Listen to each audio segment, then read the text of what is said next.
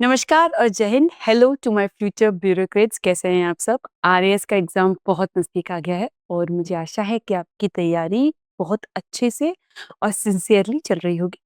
जैसा कि आपको पता है, मैं विजेता सीरीज में आपके लिए भारत और राजस्थान की राज्य व्यवस्था को लेकर आती हूँ।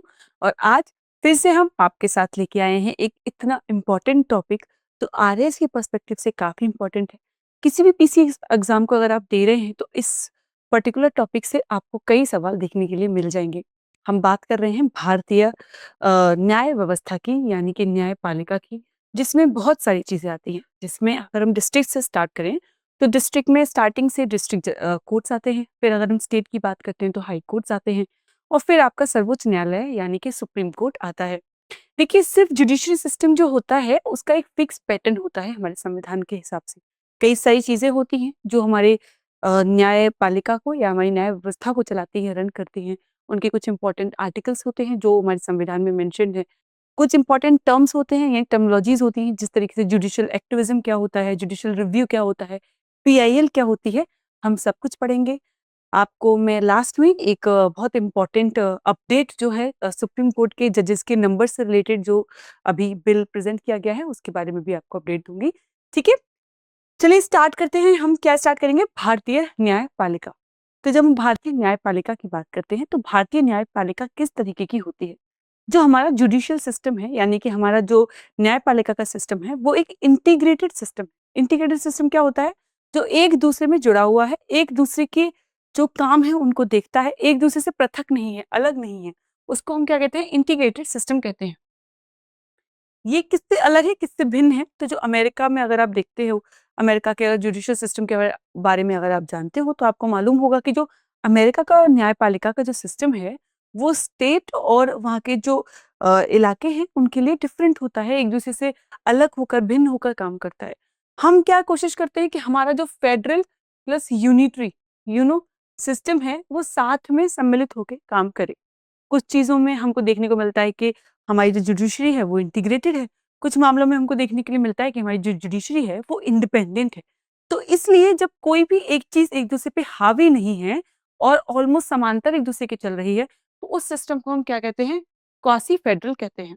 देखिए, यहाँ पे लिखा है ना, उस सिस्टम को हम क्वासी फेडरल कहते हैं, क्योंकि ना तो हम संघीय हैं, ना तो हम कंप्लीटली फेडरल हैं और ना हम कंप्लीटली क्या है? यूनिटरी हैं। हम इन दोनों का जो बेस्ट आउटपुट है उनको साथ में लेके चलते हैं। आई होप आपको ये बात समझ में आ गई होगी। अब हम बात करते हैं हमारी इंटीग्रेटेड जुडिशरी के बारे में कि आखिर ये हमने कैसे और कहाँ से अडॉप्ट किया। देखिए, कई सारी जो प्रोसेस होती है किसी भी चीज़ को डेवलप होने की, वो कई चरणों में चलती है। ऐसा नहीं होता है कि एक बार में कोई एक्ट पास हो जाता है और वही एक्ट समांतर चलता रहता है, ऐसा नहीं होता। हम कुछ भी एक्ट पास करते हैं, उसके हम फिर क्या देखते हैं? खूबियाँ देखते हैं, बुराइयाँ देखते हैं और फिर उन पे हम काम करते हैं और इस तरीके से हम आगे बढ़ते हैं। तो जो हम आज अपनी न्यायिक व्यवस्था देखते हैं वो गवर्नमेंट ऑफ इंडिया एक्ट 1935 से हमको देखने को मिलती है। लेकिन जो हमारे हाई कोर्ट्स, ये सुप्रीम कोर्ट का मोस्टली फीचर देखने को मिलता है, लेकिन जो हमारे हाई कोर्ट्स के फीचर्स है, इनका तथ्य, उनकी डेट्स कुछ अलग है। आगे जब हम हाई कोर्ट पढ़ेंगे उसमें जानेंगे। ठीक है, सबसे पहले इंपॉर्टेंट क्या है? आर्टिकल 50। आर्टिकल 50 क्यों इंपॉर्टेंट है? जब मैंने आपसे नीति निर्देशक तत्व पढ़ाए थे आपको डीपीएसपी, तो उनमें मैं आपको समझाया भी था। 50-50 का मतलब है कि दोनों में क्या बना के रखना है? दोनों को सेपरेट रखना है। किसको? जुडिशरी और किसको? न्यायपालिका और कार्यपालिका, यानी एग्जीक्यूटिव और जुडिशरी को अलग अलग रखना है। 50-50 रखना है, इसलिए आर्टिकल 50 आप इस तरीके से याद रखते हैं। 50-50 मतलब अलग अलग रखना। डीपीएसपी में ये क्या दिया हुआ है आपको? एक तरीके से एडवाइजरी दी हुई है स्टेट्स को कि आप कोशिश करें कि आपका जो जुडिशरी सिस्टम है और आपका जो एग्जीक्यूटिव सिस्टम है वो एक दूसरे से इन्फ्लुएंस्ड ना हो। और इसको इंश्योर करने के लिए भी कई सारे फीचर्स हैं जो हमारे संविधान में दिए हुए हैं। हमारा जो जुडिशियल सिस्टम होता है उसका आखिर काम क्या होता है? वो हमारे गार्जियन की तरह काम करता है। हमारे मौलिक अधिकारों को लेके, हमारे फंडामेंटल राइट्स को लेके वो एक गार्जियन की तरह काम करता है। ठीक है, आपको इतना मोटा मोटा चीजें समझ में आ गई होगी। आगे बढ़ते हैं। हम बात करते हैं हमारे सबसे पहले चरण जो कि है डिस्ट्रिक्ट कोर्ट्स। इसी की तरह से चेन चलती है। पहले हम डिस्ट्रिक्ट कोर्ट्स की बात करते हैं, फिर हम बात करते हैं हाई कोर्ट की और लास्ट में बात करते हैं किसकी? सुप्रीम कोर्ट की। इसी तरीके से हम आगे चलते हैं। आज हम बात करेंगे, मतलब इस वक्त, डिस्ट्रिक्ट कोर्ट्स की। ठीक है, कौन से संवैधानिक आधार पे इनको हमें देखने को मिलता है? तो अनुच्छेद 233 से 237, यानी आर्टिकल 233 से 237 तक हमको ये देखने को मिलता है। और पार्ट कौन सा है हमारा? ये है 6। ठीक है, हायरार्की देखते हैं हम जजेस की। डिस्ट्रिक्ट कोर्ट की बात हो रही है। सबसे पहले हमको जिला न्यायाधीश देखने को मिलता है, फिर आते हैं हमारे जो डिस्ट्रिक्ट या सेशंस कोर्ट के जजेस होते हैं, फिर अपर जिला न्यायाधीश होते हैं, फिर सिविल जज होते हैं सीनियर डिवीजन के, फिर सिविल जज जूनियर डिवीजन के, जिनको मुंसिफ भी कहते हैं। इस तरीके से क्या होता है, डिवीजन होता है किसका, डिस्ट्रिक्ट कोर्ट के जजेस का।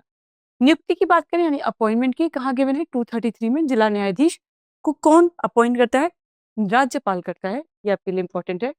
इसके संबंधित हाई कोर्ट से परामर्श लेने के बाद, मान लीजिए राजस्थान के डिस्ट्रिक्ट में कोई भी कोर्ट डिस्ट्रिक्ट का कोई जज अपॉइंट करना है, तो परामर्श लेगा राज्यपाल किससे, राजस्थान के हाई कोर्ट के चीफ जस्टिस से, और फिर उनको अपॉइंट किया जाएगा।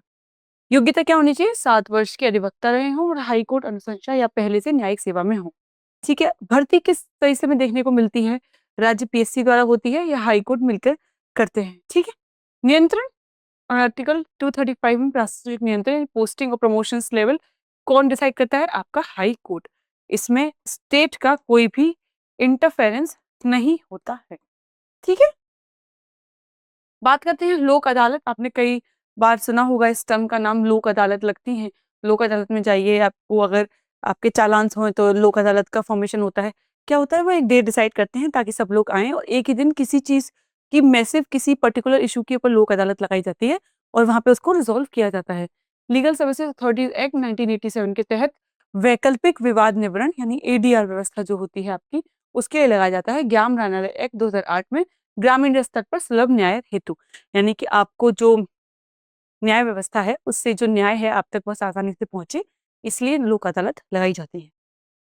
ठीक है, आगे बढ़ेंगे, हम देखेंगे सबसे इंपॉर्टेंट बात यहाँ पे आगे बढ़ने से पहले आपके लिए ये है कि दृष्टि में जो आपके ऑनलाइन लाइव कोर्सेज हैं उन पे फ्रीडम सेल लाइव हो चुकी है, जिसमें आपको 50% तक की छूट मिल सकती है सभी लाइव ऑनलाइन कोर्सेज पे। और ये सभी वो कोर्सेज हैं जिन पे आप इस ऑफर को अवेल कर सकते हैं। खासकर आपका एग्जाम बहुत नजदीक है और आप एक स्ट्रक्चर्ड और गाइडेंस तरीके से पढ़ना चाहते हैं, तो ये आपके लिए काफी सुनहरा मौका है। खास बात यह है कि सिर्फ 11 से 16 अगस्त तक ये ऑफर रहने वाला है। ठीक है, अगर आप किसी भी इशू से रिलेटेड जानकारी चाहते हैं, आपको कुछ इन्फॉर्मेशन चाहिए किसी भी कोर्स से रिलेटेड यहाँ पे या आरएएस से रिलेटेड, आप बेझिझक इस नंबर पे कॉल कर सकते हैं जो है 8750187501। ठीक है, चलिए आगे बढ़ते हैं। अब बात करेंगे हम किस किस मामले को एक डिस्ट्रिक्ट कोर्ट एंटरटेन कर सकता है। पहले बात करते हैं दीवानी यानी सिविल मामलों को। ठीक है, यहाँ पे कौन कौन से हमारे उदाहरण आते हैं, संपत्ति, अनुबंध, पारिवारिक विवाद, इस टाइप के मामले आते हैं। आप करें दीवानी, दीवानी का मतलब क्या हो गया, सिविल केसेस में। ठीक है, सिविल प्रोसीजर कोड 1908 के तहत इसको देखा जाता है। वही फौजदारी यानी क्रिमिनल केसेस को, जिसमें क्या क्या देख सकते हैं, चोरी, हत्या और धोखाधड़ी, इन पे देख सकते हैं, ये इसके अंतर्गत आता है। वही राजस्व रेवेन्यू केसेस जो होते हैं, जिसमें भू राजस्व या लगान, इन सबसे रिलेटेड केसेस को जो हमारे डिस्ट्रिक्ट कोर्ट्स होते हैं वो हैंडल करते हैं, और ये आता है बोर्ड ऑफ रेवेन्यू के अंतर्गत, इसको देखा जाता है इस कानून के। बट जैसा कि आपको पता होगा, डिस्ट्रिक्ट कोर्ट जो होते हैं पहला चरण होता है न्याय का, लेकिन सारे फैसले वो नहीं सुना सकते। कुछ कुछ मामलों में उनको रेस्ट्रिक्टेड रहना पड़ता है। उनको लगता है कि ये जो पर्टिकुलर केस है, ये जो पर्टिकुलर चीज चल रही है, इसको हाई कोर्ट को ज्यादा अच्छे से देखना चाहिए, तो वो उसको हाई कोर्ट को भी रेफर कर देते हैं। पहले आप बात करते हैं सेशंस जज की। मृत्युदंड तक पर हाई कोर्ट की पुष्टि कंफर्मेशन यहाँ पे अनिवार्य होती है। कौन दे सकता है, सेशंस जज दे सकता है, लेकिन हाई कोर्ट का इस पे मोस्टली आपका स्टैंप जरूरी होता है। ठीक है, बात करते हैं अपर सत्र न्यायाधीश एडिशनल सेशन जज की। 10 वर्ष तक का ये सजा दे सकते हैं और आजीवन कारावास भी दे सकते हैं, पर मृत्यु दंड नहीं दे सकते हैं। ठीक है, बात करते हैं किसकी, मुख्य न्यायिक मजिस्ट्रेट यानी सीजीएम की। 7 वर्ष तक की सजा जिस भी केस में हो रही होगी वहां तक ही इनकी पहुंच है। वहीं प्रथम श्रेणी मजिस्ट्रेट यानी जेएम 1 3 वर्ष तक और जुर्माना लगा सकते हैं। वहीं द्वितीय श्रेणी मजिस्ट्रेट यानी जेएम सेकंड क्या कर सकते हैं, 1 वर्ष तक और सीमित जुर्माना लगा सकते हैं। यानी कि आपने एक चीज कितनी बखूबी इस चीज में मेंशन की गई है कि कोई भी जज जो अभी अभी अपॉइंट हुआ है, सीनियर जूनियर लेवल पे है, तो वो अपने अधिकारों का कोई गलत उपयोग ना करे, इसलिए उसके अधिकारों को या उसकी जो केसेस की सुनवाई करने की जो उसकी कैपेसिटी है या जजमेंट देने की जो उसकी कैपेसिटी है, उसको सीमित कर दिया गया है ताकि कोई एडवांटेज वो ना उठा सके। ठीक है, अब हम बात करेंगे किसकी, हाई कोर्ट की। ओके, संवैधानिक आधार यानी अनुच्छेद 214 से 231 तक हमको देखने को मिलता है, और वही पार्ट क्या है आपका 6। ठीक है, उत्पत्ति यानी कि हाई कोर्ट, जैसा कि मैंने आपको बताया था, अलग-अलग हमको एक्ट देखने को मिलते हैं। गवर्नमेंट ऑफ इंडिया एक्ट 1935 से हमको हमारी जो जजमेंट है, जो जुडिशरी का जो प्रोसेस है पूरा, उसकी उत्पत्ति देखने को मिलती है। लेकिन पर्टिकुलर जब हम हाई कोर्ट की बात करते हैं, तो जो हमारा हाई कोर्ट एक्ट आया था 1861 में, उसके तहत ये आया था। लेकिन फॉर्मेशन कब शुरू हुआ हाई कोर्ट का? ऑलमोस्ट 62 के अराउंड हुआ था। बाकी आप मुझे कन्फर्म करके बताइए डेट, कमेंट बॉक्स में आपके हिसाब से क्या है? पहला कोलकाता, बॉम्बे और फिर मद्रास में हाई कोर्ट बना था। ठीक है, इनकी स्थापना कब हुई? 1862 में हुई। आप मुझे बताएँगे कि सबसे इनमें से फर्स्ट नंबर पे कौन बना था, सेकंड पे कौन और थर्ड पे कौन? आपको इनको क्रोनोलॉजी में लगाना है, ठीक है? वर्तमान संवैधानिक व्यवस्था क्या है कि अभी राइट नाउ हम कौन से आर्टिकल्स में इनको देखते हैं? 214 से लेके 231 तक हाई कोर्ट के जो बेसिक स्ट्रक्चर है, बेसिक आर्टिकल्स हैं, वो गिवन है। अनुच्छेद 216 में प्रत्येक हाई कोर्ट में एक मुख्य न्यायाधीश होगा तथा राष्ट्रपति द्वारा आवश्यक समझे जाने वाले अन्य न्यायाधीश होते हैं। यानी कि एक होगा आपका हाई कोर्ट का जज, जिसको चीफ जस्टिस कहते हैं। इसके आगे आई नहीं लगा सकते, वरना वो चीफ जस्टिस ऑफ इंडिया बन जाएगा। ठीक है? नियुक्ति की बात करें तो नियुक्ति अनुच्छेद 217 में दी हुई है। हाईकोर्ट के न्यायाधीश की नियुक्ति कौन करता है? राष्ट्रपति करता है। ठीक है? जैसे कि अगर डिस्ट्रिक्ट कोर्ट्स की हमने बात की थी, कौन कर रहा था? गवर्नर कर रहा था। लेकिन यहाँ की नियुक्ति कौन करता है? राष्ट्रपति करता है। उसका भी पूरा एक प्रोसेस होता है। ठीक है? परामर्श नियुक्ति में भारत के मुख्य न्यायाधीश, संबंधित राज्य के राज्यपाल तथा संबंधित हाईकोर्ट के मुख्य न्यायाधीश की रिक्वेस्ट शामिल होती है। तो पता है कैसे होता है कि मान लीजिए कि हाईकोर्ट है राजस्थान का और उनको चाहिए एक जज अपॉइंट करना है, उनको कमी पड़ रही है, तो वो किसको रिक्वेस्ट करेंगे? गवर्नर को रिक्वेस्ट करेंगे। बट गवर्नर कभी-कभी दूसरे स्टेट का भी हो सकता है, उसको जानकारी नहीं है कि किसको अपॉइंट करना चाहिए, कौन अच्छा है, तो वो किससे कंसल्ट करेगा? चीफ जस्टिस से कंसल्ट करेगा उस पर्टिकुलर स्टेट के। ठीक है? इसके बाद में ये दोनों अपना एडवाइस किसके पास लेके जाएँगे? प्रेसिडेंट के पास, और ये कर देगा अपॉइंट। ठीक है? इस तरीके से होता है प्रोसेस।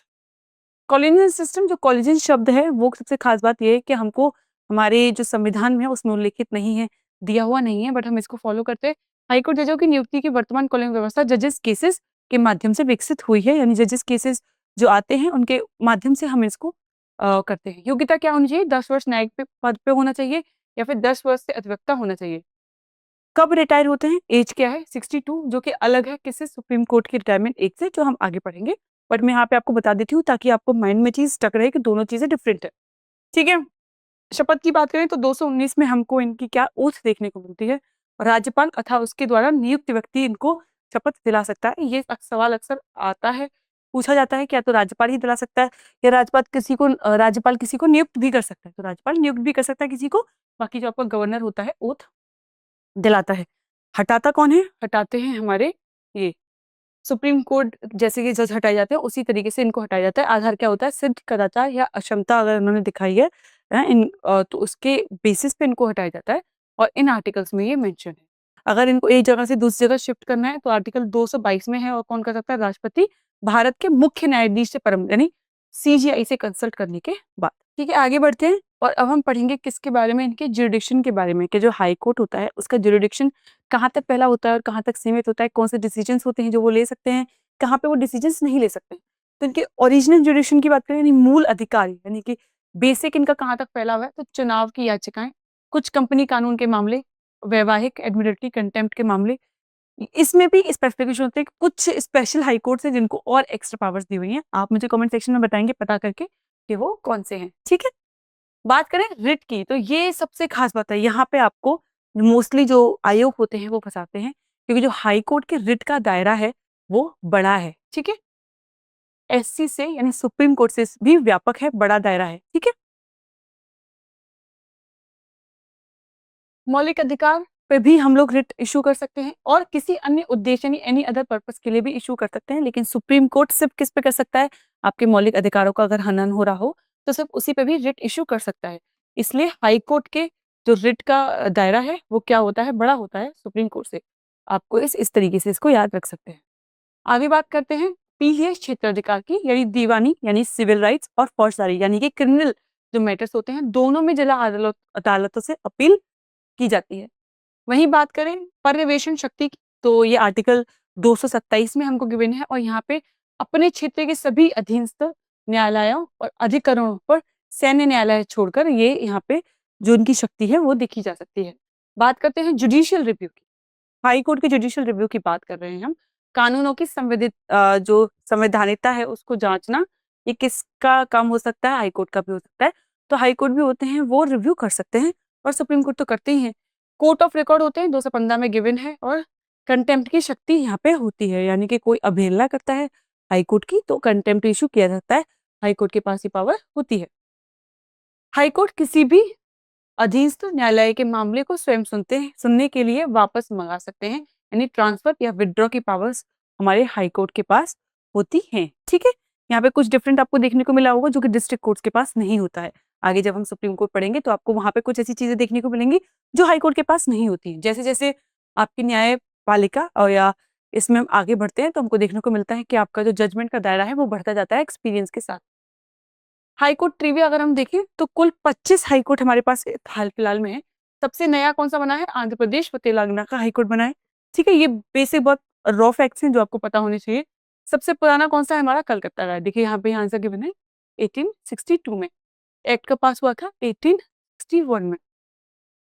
सबसे बड़ा स्वीकृत पद इलाहाबाद का है, यानी कि यहाँ पे जो संख्या है हमारे जजेस की हाई कोर्ट की वो बहुत ज्यादा है, लगभग 160 है। सबसे छोटा सिक्किम का है गैंगटॉक में, जिसमें लगभग 3 ही है। ठीक है, ये भी आपके लिए इंपॉर्टेंट रिव्यू हो सकता है।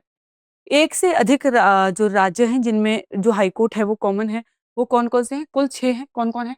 पंजाब हरियाणा में एक है, बॉम्बे महाराष्ट्र में, देखो इन सबको बॉम्बे ही हैंडल करता है। महाराष्ट्र, गोवा, दमन, दीव, दादर नगर हवेली। कलकत्ता किस किस को हैंडल करता है? अंडमान और निकोबार को भी हैंडल करता है। वहीं गुवाहाटी असम, नागालैंड, मिजोरम, अरुणाचल ये करता है, जिसमें सबसे ज्यादा राज्य हमको देखने को मिलते हैं। केरल किसको करता है? लक्षद्वीप को भी करता है, और जम्मू कश्मीर व लद्दाख में भी है। वो कौन से यूटी हैं? अगर मैं आपसे पूछूं, क्या किसी यूटी के पास अपना खुद का हाई कोर्ट है? तो एक होता है आपका जम्मू कश्मीर, और दूसरा है आपका दिल्ली। ठीक है, ये वो 2 यूटी हैं जिनके पास अपना हाई कोर्ट है। जिनका अपना हाई कोर्ट नहीं है वो कौन कौन है? गोवा, अरुणाचल प्रदेश, मिजोरम और नागालैंड। देश भर में कुल स्वीकृत हाई कोर्ट जज के पद कितने हैं? 1122। रिक्तियां 330 अभी खाली हैं, लगभग 30% खाली है। ठीक है, ये ऑलमोस्ट हर बार पूछा जाता है हमसे करंट अफेयर्स में कि कितने पद हैं जो भरे हुए हैं, कितने खाली हैं। ठीक है, करंट अफेयर्स में आप बहुत बार रिपीट होता है, इसलिए इसको भी आप याद रखिएगा। हम बात करते हैं राजस्थान हाई कोर्ट की, क्योंकि हमारे इसकी तैयारी कर रहे हैं। सबसे इंपॉर्टेंट बात है इसकी स्थापना कब हुई थी? 1949 में हुई थी। इसकी पीठ कहाँ बैठती है? वो बैठती है जोधपुर में, और बेंच जयपुर में। स्वीकृति स्ट्रेंथ कितनी है? 50 जज की है, जो कि नॉर्मल है। ठीक है, यहाँ तो आप देखो कितनी ज्यादा है। ओके, यहाँ पे आपको एक लिस्ट दी गई है कितनी की सीजीआई सहित जब स्टार्टिंग में हमारे जजेस आए थे, और किस वर्ष में कितने थे, और धीरे धीरे वो किस तरीके से बढ़े हैं। 8 थे, फिर 11 हुआ, 14, 18, 26, 31, 34, और अब 38 तक इनको ले जाने की डिमांड हो रही है। सुप्रीम कोर्ट की उत्पत्ति व जजेस के इतिहास की बात करते हैं। अब हम बात करेंगे सुप्रीम कोर्ट की। ठीक है, संवैधानिक आधार कब है? आर्टिकल 124 से 147 में हमको देखने को मिलता है, और यहाँ पे हमको देखने को मिलता है पार्ट 5। डिस्ट्रिक्ट कोर्ट और हाई कोर्ट हमको पार्ट 6 में देखने को मिलते हैं। स्रोत कहाँ है? जैसा कि मैंने आपको बताया था, इसका स्रोत गवर्नमेंट ऑफ इंडिया एक 1935 है। वैसे है तो सबका ही, बट सुप्रीम कोर्ट का जो इटसेल्फ ओरिजिनल एकदम नया एस्टेब्लिशमेंट हमको देखने को मिलता है, वो कहाँ से देखने को मिलता है? Government of India. इसको federal of India court of India भी कहा जाता था 1937 में, जो कि दिल्ली में था। 26 जनवरी 1950 को सुप्रीम कोर्ट अस्तित्व में आई। 28 जनवरी 1950 को उसका उद्घाटन हुआ प्रिंसेस के चेम्बर के प्रिंसेस में। स्वयं का भवन 1958 में मिला है। ठीक है, अब आप मुझे बताएंगे from where we have adopted Supreme Court. Supreme Court का प्रोविजन हमने कहाँ से अडॉप्ट किया, आप मुझे बताइए। रिट की अवधारणा इंग्लैंड कॉमन लॉ से है, वहां प्रेरोगेटिव रिट राजा की ओर से इशू किए जाते हैं। ठीक है, अब हम बात करते हैं इसकी नियुक्ति की, योग्यता की और कार्यकाल की, यानी कि सुप्रीम कोर्ट के जजेस को किस तरीके से अपॉइंट किया जाता है, वहां की नियुक्ति किस प्रकार से होती है। पहली बात, राष्ट्रपति सीजीआई के वरिष्ठ जजों और कॉलेजियम के परामर्श के बाद ही अपॉइंट किया जाता है। जैसा कि मैंने आपको बताया था, कॉलेजियम नाम का वर्ड हमारे संविधान में एग्जिस्ट नहीं करता है, ना उसको डिफाइंड है, बट हम उसके आधार पर ही करते हैं। उसको विद टाइम क्या किया गया, प्रोग्रेस करके बना दिया गया है। योग्यता, किसी हाई कोर्ट या एकाधिक में लगातार 5 वर्ष तक जज रहा हो। किसी हाई कोर्ट का वो जज रहा हो 5 साल तक लगातार, या किसी हाई कोर्ट में 10 वर्ष तक क्या रहा हो, अधिवक्ता रहा हो। राष्ट्रपति की राय में, यानी राष्ट्रपति की नजर में उसको क्या होना चाहिए? डिस्टिंग्विश्ड नॉलेज होनी चाहिए, यानी डिस्टिंग्विश्ड ज्यूरिस्ट होना चाहिए, कानून की उसको ज्ञान होना चाहिए। तो ये 3 कैटेगरीज़ हैं, बट ये जो थर्ड वाली कैटेगरी है हमारी, जिसमें ज्ञान वाली है, उसमें आज तक कोई भी नियुक्ति नहीं हुई है, यानी उस कैटेगरी के अंतर्गत क्या है, कोई भी जज नहीं बनाया गया है, बट बाकी इन 2 कैटेगरीज़ को फुलफिल किया जाता है। सेवानिवृत्ति यानी 65 वर्ष के होने के बाद इनकी रिटायरमेंट ले सकते हैं, जैसा कि हमने पीछे नोटिस किया था, हाई कोर्ट में कितना था? 62 था। सेवानिवृत्त के बाद भारत में वकालत नहीं कर सकते हैं, ठीक है? पर सरकारी नियुक्तियाँ जैसे राज्यपाल बन सकते हैं, आयोग के अध्यक्ष बन सकते हैं। यह पोस्ट रिटायरमेंट जॉब्स डिबेट का विषय है, क्योंकि अक्सर इन पे डिबेट देखने को मिलता है कि कहीं ऐसा ना हो कि वो किसी पोस्ट को हासिल कर लें या कहीं जाके और प्रैक्टिस करने लगें, तो वो इन्फ्लुएंस कर सकें डिसीजंस को या जजमेंट को, ठीक है? कॉलेजियम प्रणाली के विकास की बात करते हैं, किस तरीके से कॉलेजियम जो है वो आज शेप में आया है, उसका प्रोसेस क्या रहा है। प्रथम जज मामला जो हमारा फर्स्ट जज केस था, एसपी गुप्ता केस 1981 में, जिसको कहा जाता है।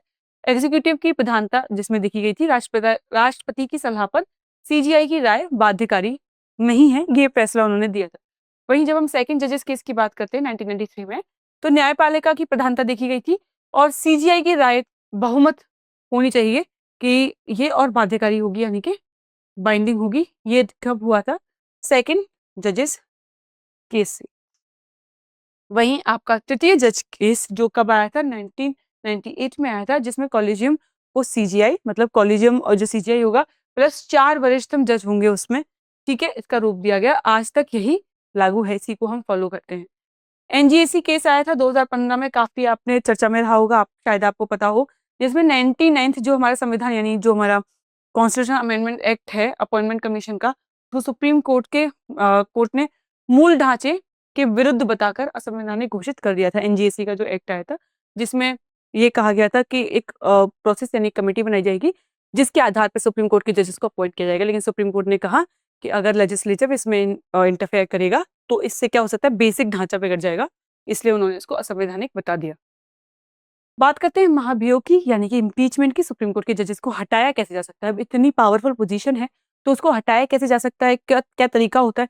तो एक बहुत डिफिकल्ट और बहुत रिगरस प्रोसेस है इम्पीचमेंट की, और इसके इतिहास की हम बात करेंगे। इसका आधार कहाँ पे देखने को मिलती है? 124 सिद्ध कदाचार, यानी प्रूव्ड मिसबिहेवियर होना चाहिए, कि ये बात प्रूव की जा सके कि आपने कुछ मिसबिहेव किया है, कहीं पे करप्शन के आपके ऊपर चार्जेस हैं, या अक्षमता या इनकैपेसिटी है कि आप सुप्रीम कोर्ट के जज अब बनने नहीं रह सकते, ठीक है? इसकी प्रक्रिया जजेस इंक्वायरी एक्ट के थ्रू की जाती है, जो कि कब आया था आपका? 1968 में आया था, ठीक है? संसद किसी भी सदन में प्रस्ताव इसको पेश किया जा सकता है। लोकसभा में 100 सांसद या राज्यसभा में 50 सांसद के हस्ताक्षर चाहिए, इसको क्या करने के लिए? प्रेजेंट करने के लिए, ठीक है? प्रपोज करने के लिए। अध्यक्ष या सभापति एक 3 संसदीय जांच समिति बनाते हैं, जो इस पर जांच करती है कि क्या ये जो प्रपोजल आया है करेक्ट है, क्या इसके ऊपर जांच होनी चाहिए। जिसमें एक सुप्रीम कोर्ट जज होता है, एक हाई कोर्ट मुख्य न्यायाधीश होता है और एक प्रतिष्ठित विधिवेत्ता होता है। ये आपके लिए इंपॉर्टेंट है, क्योंकि अक्सर पूछा जा सकता है कि जो बनाई जाती है कमिटी, उसमें कौन-कौन होता है। सीमित दोषी पाएँ तो प्रस्ताव दोनों सदनों में अलग-अलग विशेष बहुमत से, यानी कि अगर यहाँ पे भी पता चल गया कि हाँ भाई कमी तो है, मतलब प्रॉब्लम तो है, तो फिर स्पेशल मेजॉरिटी से दोनों जो आपके राज्यसभा और लोकसभा जो दोनों जो सदन हैं, उन्होंने स्पेशल मेजॉरिटी से इसको पास करना होगा। उपस्थिति मतदान कितना हो जाए? 2/3 होना चाहिए, ठीक है? अंत में राष्ट्रपति हटाने का आदेश जारी करता है। फिर इसके बाद भी राष्ट्रपति जो होगा फॉर्मल ऑर्डर देगा कि अब आपको हटाया जा रहा है। भारत में आज तक किसी भी सुप्रीम कोर्ट या हाई कोर्ट जज को औपचारिक महाभियोग में हटाया नहीं गया है, ठीक है? ये इम्पोर्टेंट है। आप मुझे बताओ, क्या किसी प्रेसिडेंट को इम्पीचमेंट के लिए हटाया गया है, या क्या किसी प्रेसिडेंट के अगेंस्ट इम्पीचमेंट भी पेश किया गया है? क्या प्रपोजल भी पेश किया गया है? कमेंट सेक्शन में बताओ। यहीं से हमको इसी तरीके से हम इंटीग्रेटेड पढ़ाई करें। जस्टिस वी रामास्वामी 1993 में पहला औपचारिक महाभियोग प्रस्ताव यहाँ पे पास हुआ था। जांच समिति ने दोषी पाया था, पर लोकसभा में कांग्रेस के मतदान से अनुपस्थिति रहने से 2/3 बहुमत नहीं मिला था, तो यहाँ फेल हो गया था। वहीं जस्टिस सौमित्र सेन कलकत्ता के जो थे, राज्यसभा ने महाभियोग इनका पारित किया था। लोकसभा मतदान देने से पहले ही इन्होंने त्यागपत्र दे दिया था खुद ही। वहीं justice PD Dinakaran versus justice SK Gangele, जांच पूरी होने से पहले इन्होंने इस्तीफा दे दिया था। तो मैंने बोथ द केसेस में they give the resignation before any decision, ठीक है? या तो प्रस्ताव गिरा या जज ने पहले ही इस्तीफा दे दिया, इसलिए कोई भी हटाया नहीं गया है। ये हमको याद रखना है, ये याद रखने वाला स्टेटमेंट है, क्योंकि कई बार इसको घुमा फिरा के दे देते हैं। क्योंकि यहाँ पे हमको इम्पीचमेंट पेश तो हुआ है, वो मामले देखने को मिलते हैं, लेकिन किसी भी इम्पीचमेंट से कोई हटाया नहीं गया है। इसके जुरिडिक्शन की बात करते हैं, किसके? सुप्रीम कोर्ट की। तो देखते हैं कि हमको आर्टिकल 181 में देखने को मिलता है केंद्र राज्य राज्य विवाद, यानी कि सेंटर स्टेट रिलेशन या स्टेट स्टेट रिलेशंस में हमको ये मूल इनका क्षेत्राधिकार नहीं, बेसिक इनका वो है, जुरिडिक्शन है।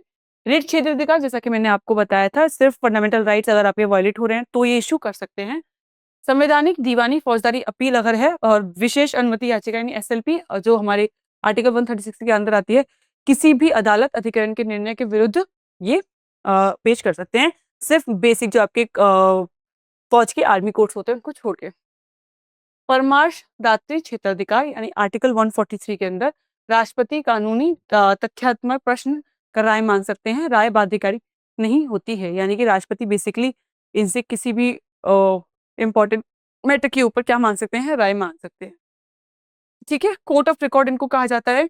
वहीं क्यूरेटिव पिटीशन की बात करें तो रूपा अशोक हुर्रा केस में हमको क्यूरेटिव पिटीशन देखने को मिलती है।